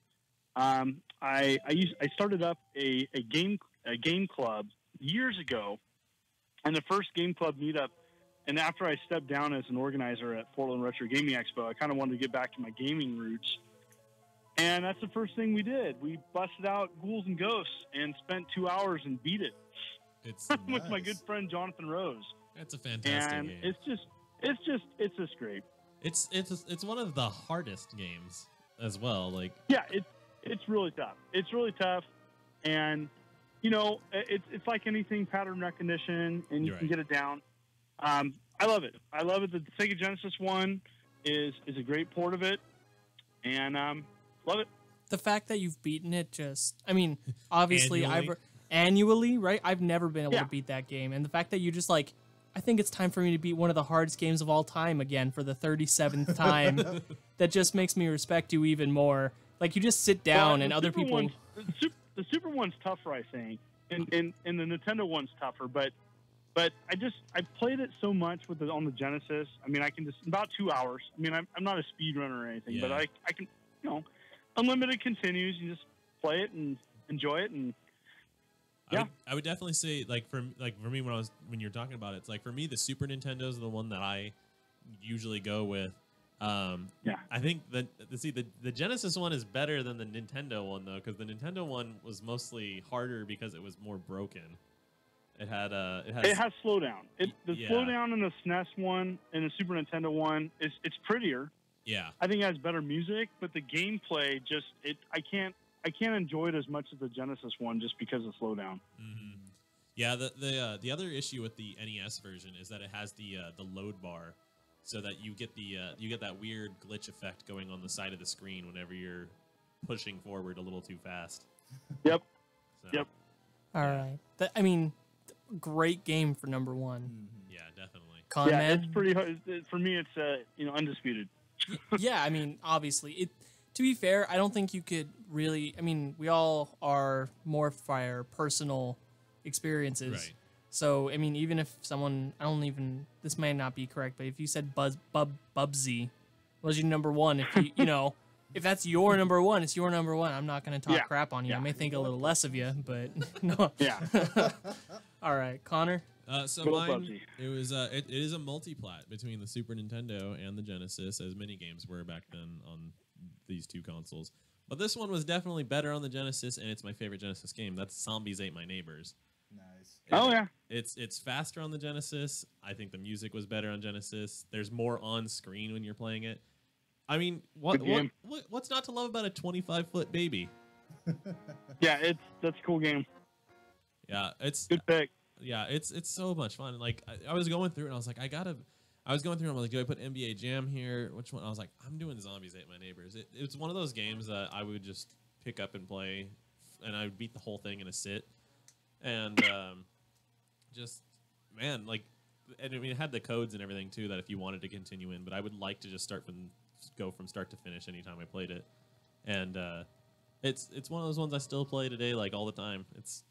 I was bummed that they didn't put it on the Super Nintendo Classic, actually. But even though, like I said, the Genesis version is the way to go. I feel you, man. It's a great game. I personally haven't played that much of it, but I know it's really good. Yeah, I know enough friends that have played it. They've, revered it highly, whether it was the gameplay or the music, like you said. But that's always one of the ones that I want to get around to.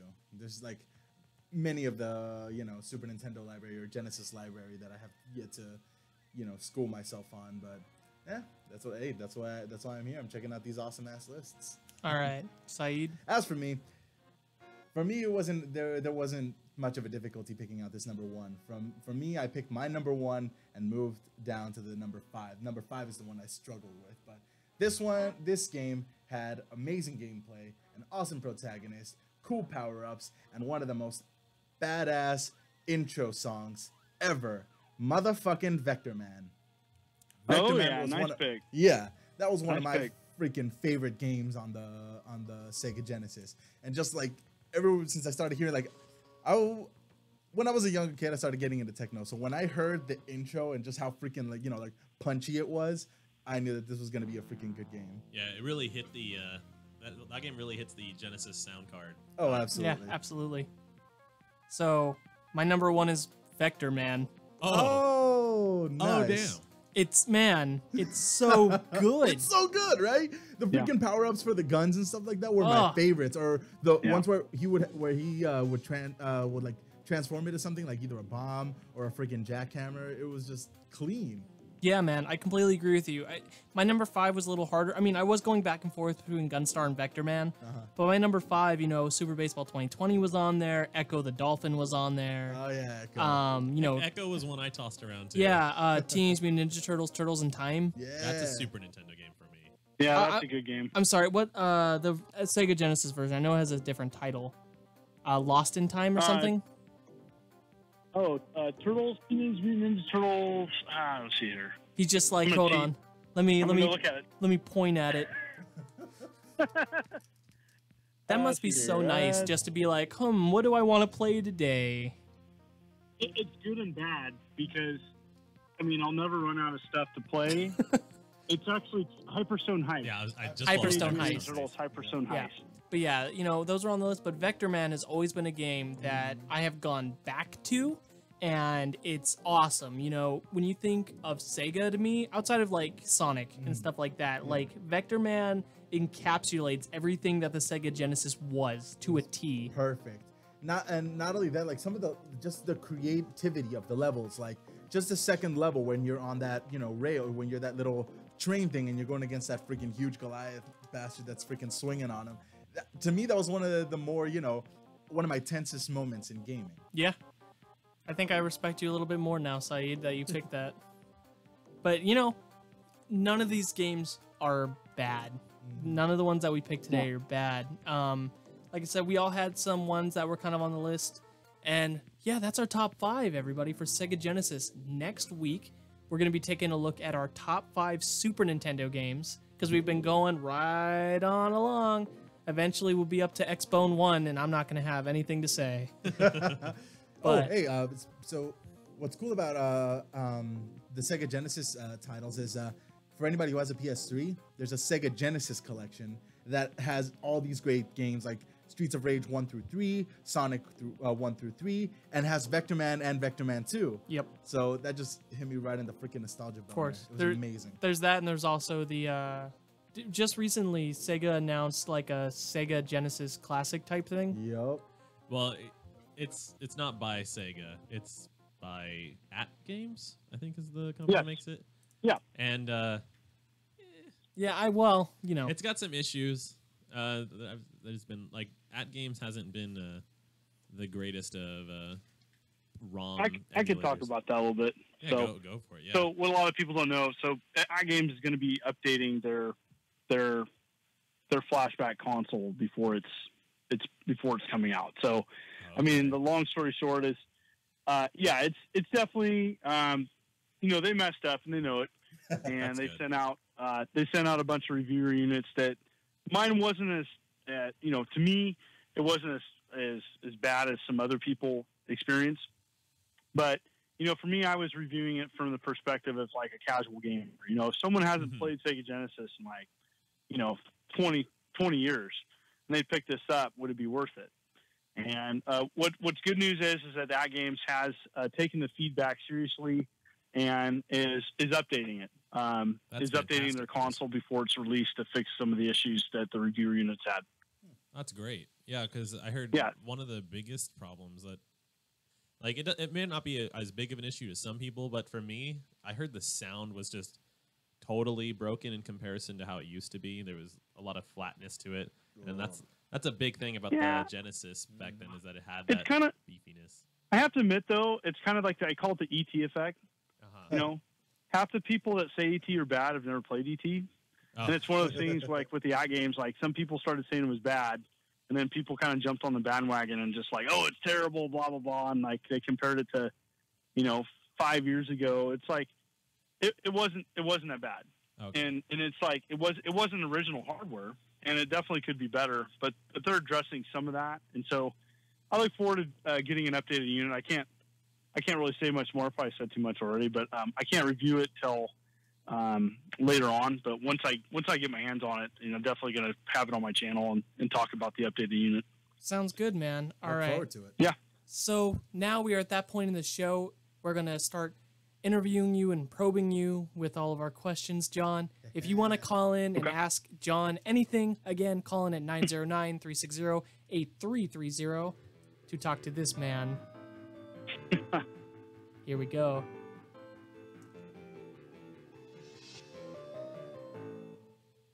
The immortal John Hancock.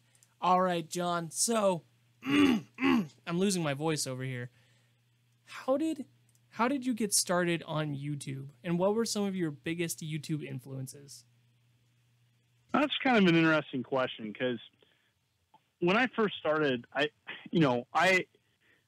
didn't know what I was doing. I mean, in 2006, I literally, you know, I built my game room, just got my house, and I built my room of doom, in my house version, which is like the third version of my Room of Doom. I had one in California, and then I moved to Vancouver, Washington, and I had a Room of Doom there, and both of those were in apartments. And then I moved it to where it is here, and it was 98 boxes at the time, and it sat in a garage for like a year while I built my garage shelves, which took forever. And I wanted to start filming some of this stuff because at the time I was like, I need to archive some of this stuff. And this is before, YouTube was really big, and I had a terrible camera thing that was, it was terrible. My first video was just how big is an Atom computer box. Oh, wow. And it's a terrible video, but I still have it on my channel.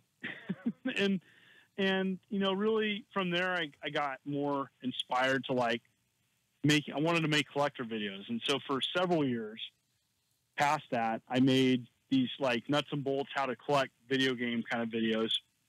And really the YouTube thing, I got inspired when, I started guesting on Metal Jesus Rock's channel.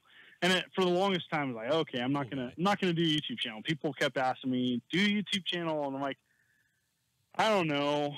It's just one of those things. I was teaching college. I was teaching doing essentially a video game / computer science class. So I was teaching video games, and I finally got inspired to do it really just because so I could just talk about game history and my collection. And, it really, YouTube started taking off, and people just, I got constantly asked. And then, I try not to have regrets because the woulda, shoulda, coulda is if I would have started, a few years before, I would have had, crazy audience now. But I just didn't have the time. I was working 2 jobs, family, and it just didn't have the time. And I make the time now just because I enjoy doing it so much. But really, I was inspired by, honestly, Happy Console Gamer was kind of my speed, my jam. He essentially gets in front of his collection and he talks about stuff. I have such a crazy diverse collection though, so I literally could never run out of stuff. And yeah, so it's just, absolutely. You always have pull stuff out and talk about it. I definitely have a lot more. Once this move happens, it's gonna open up. I'll have a little bit more access to things, and there's whole genres that I haven't even touched. And part of it is I want to have a channel that is different than just kind of your talk channel or your Nintendo Switch collecting guide, and I just I have the ability to do a different type of channel, and I try to be down to earth too, and just do that. And it's a balance. The truth is, honest truth is that talking about mainstream news stuff gets more views. Mm-hmm. But I don't necessarily like it more. I like to talk about, the box Pong unit that nobody has, Yeah.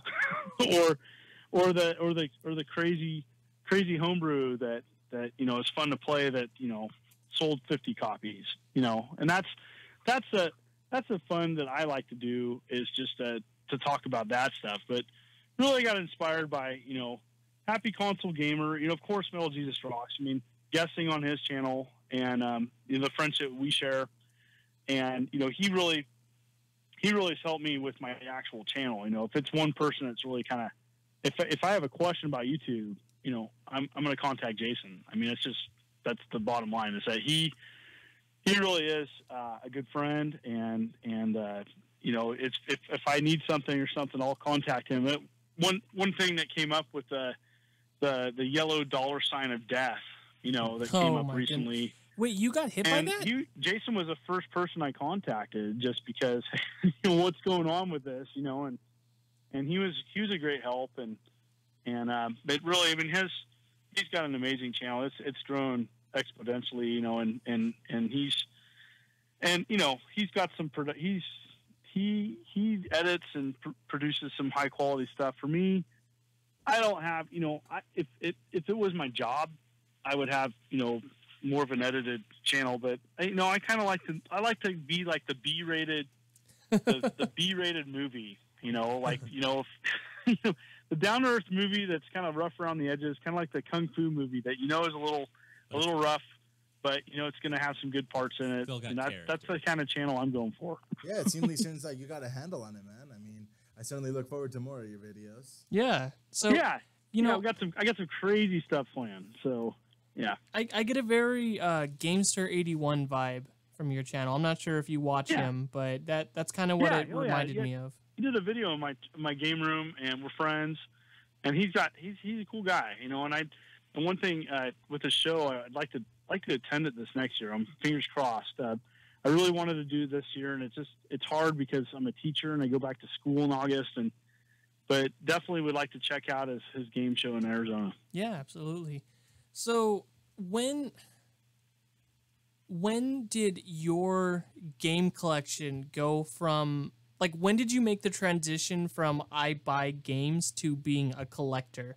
Was there ever a specific time, or was it just something that kind of happened naturally, and then you notice you're like, holy crap, I have 11,000 games. How did my life get to this point? Well, I've been collecting a long time. I was collecting, before it was popular or cool. And so, I mean, you have to look back. I went from cards to comics, from comics to figures, from figures to games. And so pretty much got pretty burnt out in the 90s collecting figures. It really was just, mid to late 90s. I'd already had video games, but, I was looking at all these toys and I was like, gosh, I can't play with any of this stuff. Well, I can. I can open it up and stuff, Right. but I didn't. And I just was getting pretty burned out on that. And I started taking, $20 to $40 tops to flea marts. And I literally would walk away with like a bag of video games. Yeah. And it'd be like old Atari stuff or, loose Nintendo carts. And I really enjoyed the experience and like the kind of the feel of like, I might find something today. Mm-hmm. And I made some contacts and it just bloomed from there. I mean, it just, at one point, this is a true story, at Funkoland in Redding, California, before it was bought out by GameStop, I had my own drawer, and it was John Hancock's drawer. And literally they would get a shipment of Nintendo carts in, and I would go in and I'd have first picks at them, and That's cool. and it was cool. I mean, I was using Mike Etler's NES Rarity Guide back then, and internet was fledgling, and it was just kind of the Wild West, and so really collecting kind of got crazy in the early 2000s when a couple of magazines contacted me. Hey, we'd like to take a picture. Saw some pictures of your collection online. We'd like to feature them in a magazine. So that was a kind of hit to me. Like, yeah, I guess I have a lot of games. I guess not everybody does it like I do.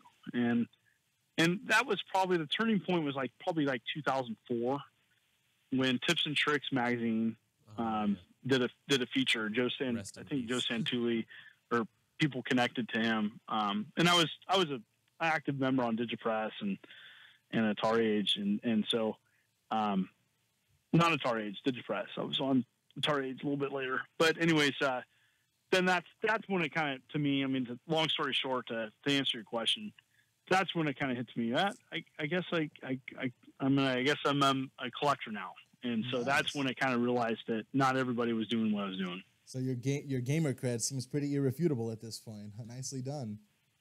It's I mean, and it's just I've been involved with the Portland Retro Gaming Expo. Some people don't know I was one of the original organizers of that with Rick Weiss. Before that was actually called the Portland Retro Gaming Expo, and so I was involved with that for about 6 years with some other friends, and it was fun, but it was also stressful. As everything is. I mean, it was that show grew so fast, and for me, it was a lot of work, and I was just selling my videos at these shows, scratching maybe $200 tops, and so I was in it just because I wanted to be I've always wanted to be kind of an ambassador of video games, of just have this kind of cool vibe, round table, everybody kind of has a say and a voice, and kind of like a utopian kind of perspective on it. And And, you know, that's cool to have that feeling, but it's just not the reality. You know, Yeah. It just is not the reality. There's a business side of things, and I just didn't really want to deal with that part. And that's when I used to sell some extra game stuff on the side. I stopped doing that in 2010. And once I stopped doing that, I actually enjoyed games a lot more because it just wasn't a business. It was just enjoyment. And that's how I've kept it. I think I've kept my perspective on it is that I don't sell video games per se. I do a charity event and I talk about games and I have my YouTube thing and that's it. I don't live on it. I feel you, man. And that's the way I like it. So you might have just answered the question, but I know you mentioned that you're a teacher and a father, and how does one balance, this big collector and this big gamer with all of those day-to-day activities? I'm not gonna lie, it's pretty freaking tough and limited amount of people can do it. Most people, and I see this come and go, like they family comes and like, oh, I gotta sell my collection now, or oh, I gotta do this, or it's tough. And there's been times like it's really tough. I mean, I remember when my son was born, and that Portland Retro Gaming Expo year. I mean, my son was born, and like 2 days later, I went to the show. Wow! And so it's like that's crazy. And it's crazy. Very understanding wife, and it's part of my. I have like one hobby though, so some people have multiple hobbies and stuff. I really just have one hobby, and that's my game stuff. And when I got together with my wife, I was kind of downsizing the whole action figure thing, and she loved me for who I was, and for me, I've never put it before her or the family, and it's always a balance. And so there's been times it's tough though, because it's time. That's why my game room's not where it wants to be, because I usually do the summertime, especially now teaching, to like clean up my game room and make it presentable, or just tidy it enough for a YouTube channel, just enough where it's like out of camera, But yeah, it's pretty tough. It's if you want to see how it really looks, Barnacles, who's a pretty big YouTuber, he did like a quick game room tour of how packed my room is, and so he's got a video on his channel. It's pretty nuts. I'm going to do an updated room tour to show people, but yeah, it's tough. Getting back to the question, it's a balance. I know there's some other YouTubers with families. John Riggs is one, and how he deals with it, he doesn't really have his collection now. Yeah, no, yeah. Are they allowed in the game room? Oh, my kids? Oh, yeah. I've raised them, and they know it's a collectible, and they know what the word collectible means, and they're very respectful. Yeah, and there's not a lot of room out here for them to come out, but like when I get my playroom set up, I'm going to love to have them in there and play games, and I'm really excited about that. And it's going to be some old stuff in there. And so the other thing about my expansion is that it's not going to be like your standard room that everybody else has. It's going to be very unique. Yeah, man. I find that freaking cool, because like you, with all this knowledge and history that you've accumulated over the years, you're going to be able to, not only pass down the wisdom, but the actual history to your kids. Exactly. If that is something that they're going to be interested. I don't know. One of them could be it's will to them. Baseball player. And then the other thing is that, I'm going to have, 1,100 box classic games before Nintendo came out. That's and crazy. That's just my Atari, Coleco, and television, and all my, old stuff. And then my play area is going to have like, I don't know, I'm going to have 20-something consoles hooked up to 2 TVs. And maybe 3 TVs with some classic computers. And I'm going to call it good, and then when the weather's bad outside, I'm just going to go in my game room. That makes play me some ask, games. how many complete boxed collections do you have of systems? So I define complete collections as at least one game of everything that came out. I don't have my list in front of me, but I have 26. Wow. So, Jesus. for example, like I have a TurboGrafx collection, but I don't have every game complete. We were talking but I about have that. every we just cue made card. Andrew super happy with that. We were wondering beforehand. Because like we were talking about, should we move on to Super Nintendo next, or should we do like top 5 TurboGrafx games? And Connor's like, who played the TurboGrafx? And I'm like, you said that I'm a huge fan of Spider1A on YouTube. Great YouTuber. That's all he does is TurboGrafx videos. Yeah. And when you said that, I just like, made me so happy in my loins. No, I didn't say that. Yeah, It was later though. I'm down to a couple CD games, and they're super expensive now. And I really got lucky with Magical Chase. And for people that don't know the story, a local friend who owns a game store, Classics and Oddities, and one walked into a store, and essentially I made a trade and payment for it. I scored some Vectrex stuff from a coworker. Oh yeah. And so in box. And so that helped with the trade and with some cash. And that's how I got Magical Chase. That's super cool, man. Go ahead. So a question, what was your most difficult, like your most rare item that was the most difficult for you to attain, and which one was the most easily attained? Probably like stadium events, right? Or something like that, I would imagine. Yeah, that's the craziest story. So have you guys heard my stadium event story? I have not. Lay it on me. Okay, so this is a pretty crazy story. So there's actually, so long story short, Classic Gaming Expo used to be like the big collector show before PRGE got kind of big. And it was typically in Vegas, but then they moved it to San Jose for, I don't know what various reason. I think it was to be closer to Atari headquarters. But anyways, Classic Gaming Expo used to be kind of the show to go to if you're a collector.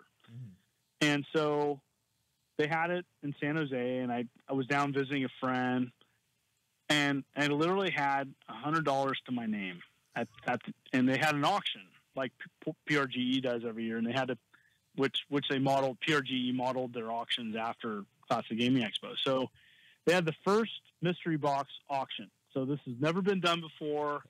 They had a question mark, and so the first mystery auction goes, and the guy who wins it, it's a bunch of just crappy Atari 7800 stuff, and it really wasn't like everybody's like, oh, okay, these aren't as good, but they kind of alluded to that one of these boxes is going to have something really cool in it. Well,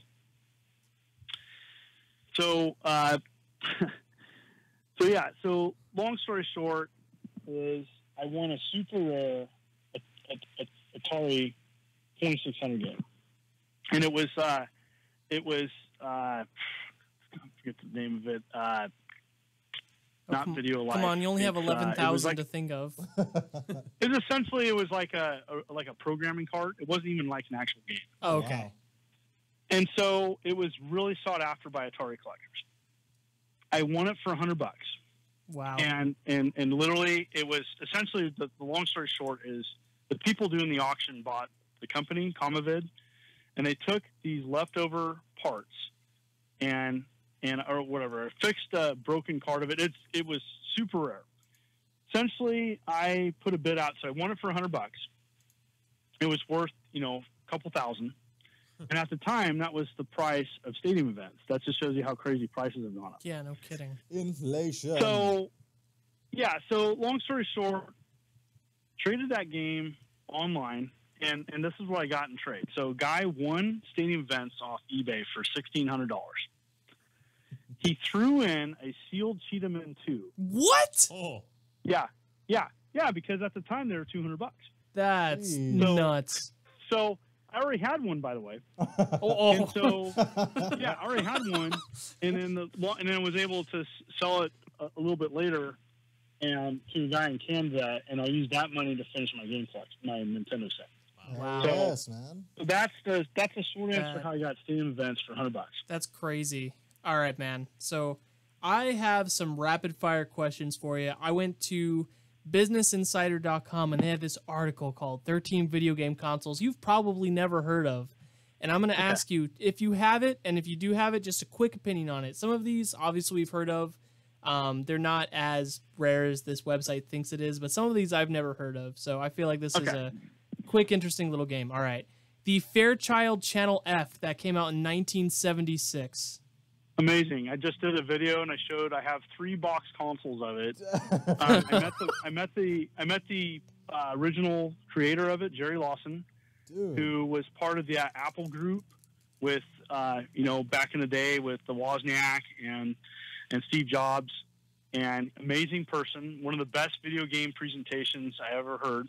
He's underrated. He dealt with a lot of racism back then, and I highly respect the man. It's awesome. So, but yeah, Fairchild Channel F has, by the way, one of the best Pong games because you can angle the bars.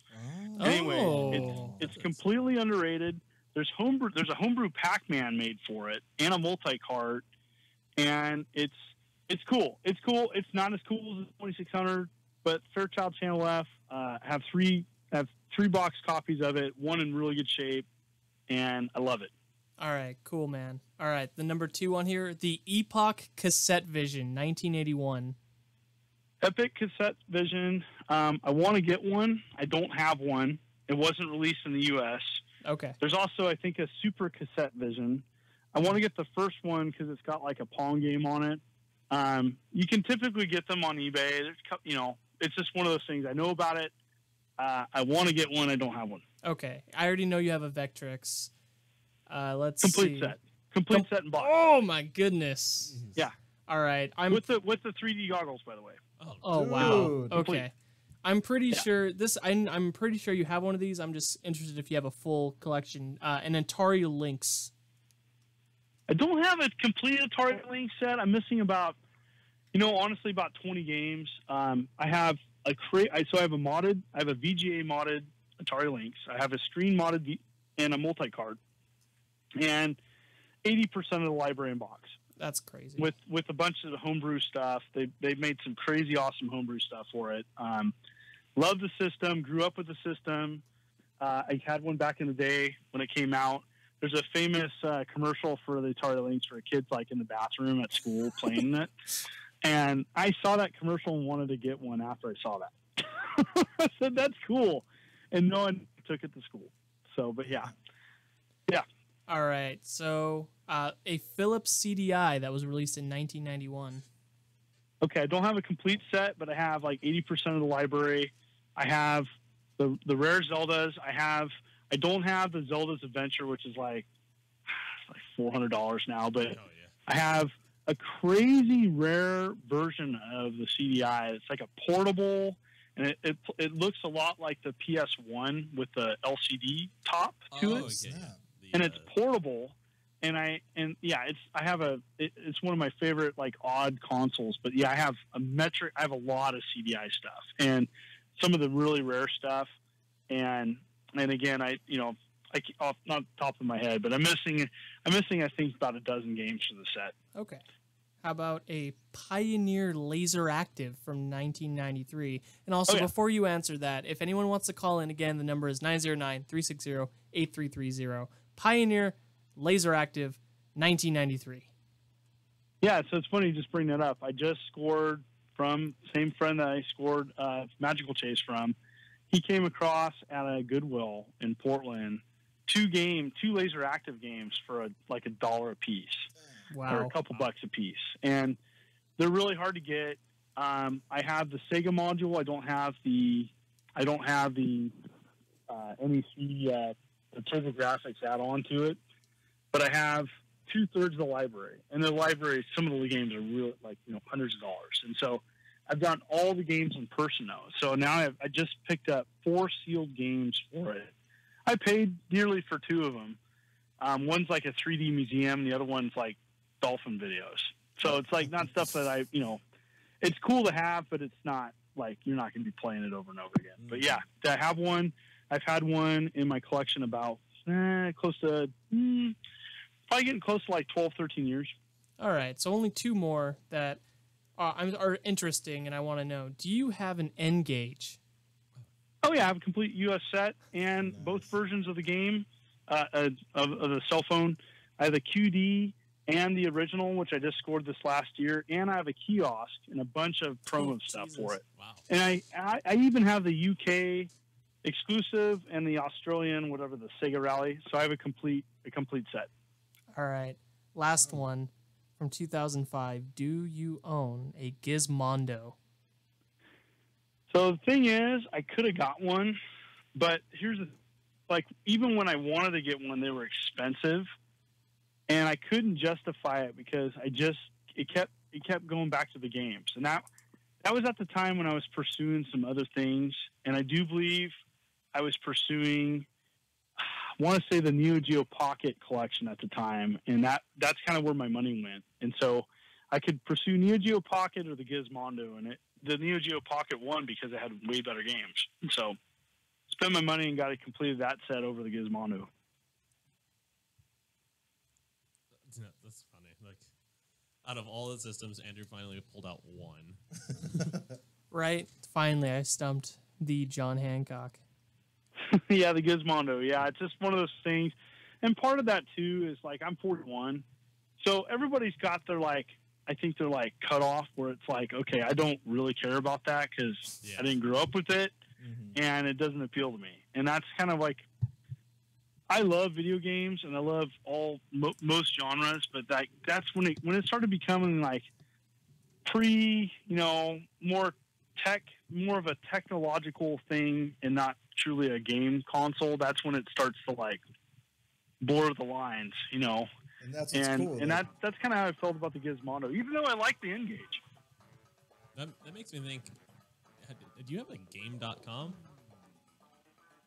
Yes, complete set. Yeah, I would think so. That's one of those. Complete set, game.com. That was a terrible console. I even have I have some of the variations too, the light up version and the couple different colors. I have the internet cart and every game in package, but there's a little slit on mine. I scored a bunch in package, but you can still open them up and play them. Have you made a video of that set? I have not done the game com yet. It's just one of those things. It's in a terrible part of my game room, and like, it's just like, my game room it's pretty small. It's packed. It's packed. Like, seriously, it's just. And my game com is in the far back of my collection, and it's behind my laser active stuff, and it's hanging out in the wall. That's where it's at, and it's just one of those things. Like, yeah, I probably should do a video of it. It's just one of those things. Like, it's funny how, like, the 90s stuff now is starting to pick up steam. Oh, yeah, right. And these small libraries where people are, like, interested in collecting it, it's like, they're like, oh, I can. man, the game com's terrible. It is terrible. It is just so bad. But I know a lot of people have said, hey, you got to do a game com video. It's just one of those things. Like, it would probably take a full day for me to dig it all out on my back wall, and it's just one of those things. I wish I had more time, but definitely down the road. All right, so we only got about 9 minutes left, about 8.5 in the show. So I know you mentioned it before we get into the final questions. Are you a Steam guy? I know, like, do you play PC? Do you have like 1,000 Steam games also? No, I am a Steam guy. It's just one of those things. Time, like, I just did a video talking about how I really am more of an archivist than a collector or a gamer. And I love playing my stuff when I can. But, between work and YouTube and family, I mean, that's like, I have bite-sized times to play games. So a lot of my gaming is, if it's not on spring break or winter break, which I'll definitely be gaming. I'm definitely going to do the Return to Samus. That's like probably the game I'm going to play over winter break. Nice. And, or whenever I can, or Thanksgiving. And definitely I've been playing Sonic Mania. I'm a huge Torchlight fan, so for like Steam, I was a fan. I'm a fan of it. I have probably like 25 games. I haven't played them all, like many people. My backlog's just crazy. But I love Steam. I love the service. I don't have a ridiculous amount just because it's hard to buy stuff knowing I'm not going to have time to play it. Absolutely. Mm-hmm. So you're totally welcome not to answer, right? But is there anything that's upcoming on your channel that you can give us as a little sneak peek, a little, tidbit, to, tease our audience? What can you tell us? What's coming out down the pipeline? Well, you're definitely going to get a new expansion tour, of course. When that's all done, I'm going to show how what that's going to look like. I mean, that'll be like probably my big video. Obscure stuff that nobody else is doing. A rare Pong that only one other small channel's done and donated it to me that I'm looking forward to showing on my channel just because it's something, it's bizarre. Nice. Just obscure stuff, just continuing to just, I'm going to pull out this game and kind of what I'm doing too is like I'm looking at my stuff and just seeing, okay, is there other people that have really talked about this? And I'll find a video and maybe someone will showcase the gameplay but not show the packaging. Yeah. And so I really want to go after that and just continue to I'm looking at a box right now of videos I want to do.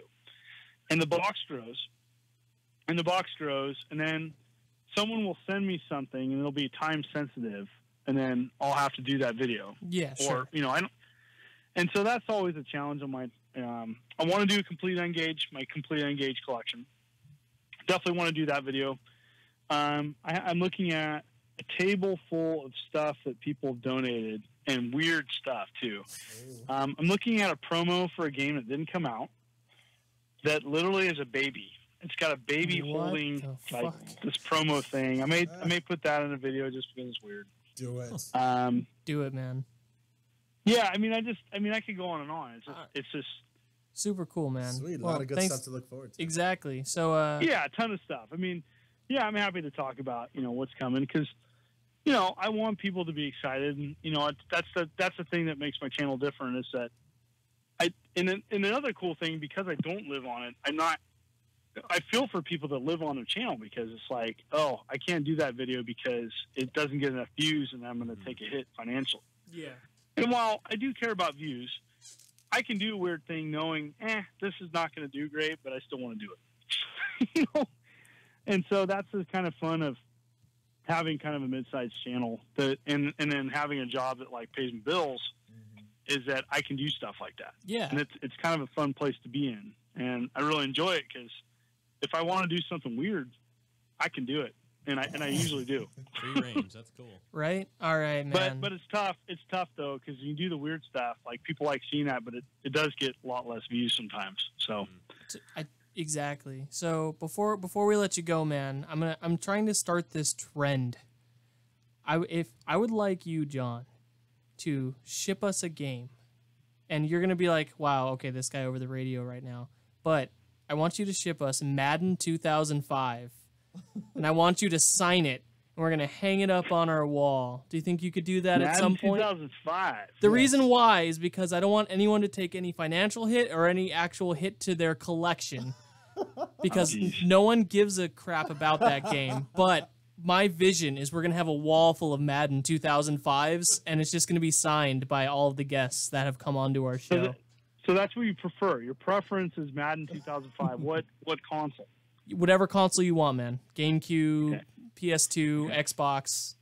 He's like reaching in a bag right now. He's just like, oh, I guess this was just sitting here, but I guess this is a better use for it. I was using it as a paperweight, but I guess. I'll probably go to Classics and Oddities and go, hey, this radio station wants me to send this, so I'll. And they'll just give it to you. They'll be like, oh.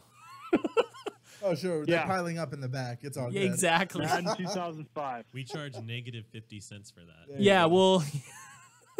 we'll if needed, man, we'll cover shipping. But that's How what much time we got left? we got about 3 minutes, my man. Is there All any? right, real quick. I did a Madden custom tournament in 2011 for PRGE, and this is so funny. So it was popular, but what we did is we did a special spine art and label for people that played in the game, and then after they participated in the contest, they could take a copy of the game with them. That's And super so cool. it was pretty cool. So nothing special. I think it was like Madden 93 or 94, and we just did like a quick skin job on it and just the packaging and stuff. But just a kind of random PRGE. I didn't officially run the tournament. I think I was so fried at that time. Some other people ran the tournament, but it was pretty cool. So All right, cool, random side man. comment. So real quick, where can people find you? Social medias, YouTube. Before we let you go. Yep, you just YouTube the immortal John Hancock, and you can find me on my channel and on Twitter. It's at SWLevinist, and I'm on Facebook as well. I have my own fan page, and just type in the Immortal John Hancock.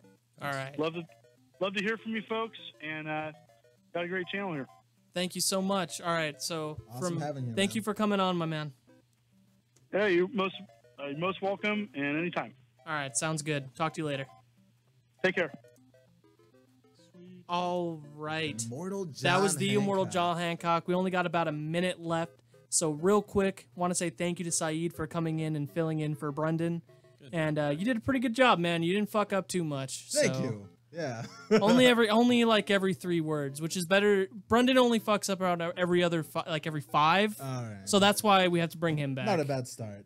Yeah, exactly. Plus, you know, he has all the tattoos, so it gives us more okay. credibility and edgelordness He's got a Dark Souls tattoo. on his hand. Yeah. So when he Dang. bitch slaps people or pimp slaps The people, Artoria smacks them. right? He's just like, you are dead. All right. So from everyone here at chaoticradio.com with the Kinda Gaming Show, we want to say thank you for listening, and thank you to the Immortal John Hancock from Andrew, much. Connor, and Saeed. Have a fantastic evening. Bye. Everyone, we love you.